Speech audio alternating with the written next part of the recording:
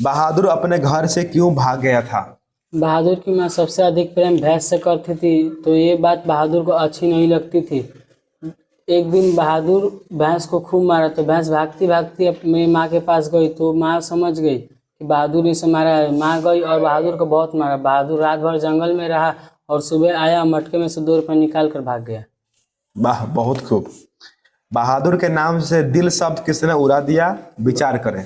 बहादुर का पूरा नाम दिल बहादुर था, लेकिन ये जब लेखक के घर गए तो निर्मला जी ने इसके नाम से दिल शब्द को हटा दिया, क्योंकि उनको दिल शब्द अच्छा नहीं लगता था उसके नाम से। लेखक को क्यों लगता था कि नौकर रखना अब बहुत जरूरी हो गया है? निर्मला जी अपने कोई रिश्तेदार के घर जाती थी शादी में, तो उनके घर पर उनको कोई काम नहीं करना पड़ता था, क्योंकि उनके सबके घर में नौकर थे।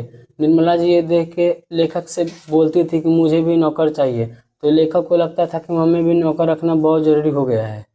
बार बार सुबह शाम दोपहर निर्मला जी अपने हस्बैंड को टोका करती थी, ये जी नौकर कब ला रहे हैं ना, ऐसा तो वो लाए ना। हाँ, तब ठीक है। बहादुर के चले जाने पर सबको पछतावा क्यों होता है?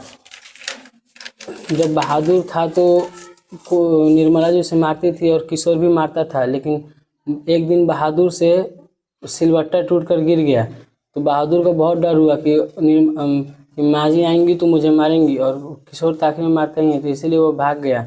और उसके बाद सबको बहुत पछतावा होने लगा कि वो क्यों भाग गया। निर्मला जी बोली कि अगर वो जाता तो अपने पैसे लेकर जाता, नहीं तो मैं उसे कुछ अनाज भी देती ले जाने के लिए, इसलिए उन्हें बहुत पछतावा होने लगा। ठीक है, लेकिन उतना अच्छा नहीं है। निर्मला को बहादुर के चले जाने पर किस बात का अफसोस था? निर्मला जी को बहादुर के चले जाने पर इसी बात का अफसोस था कि वो कुछ भी नहीं लेकर गया। वो जाता तो अपना पैसा तो लेकर जाता, अगर उसे कोई अगर वह कुछ लेकर जाता तो संतोष हो जाता।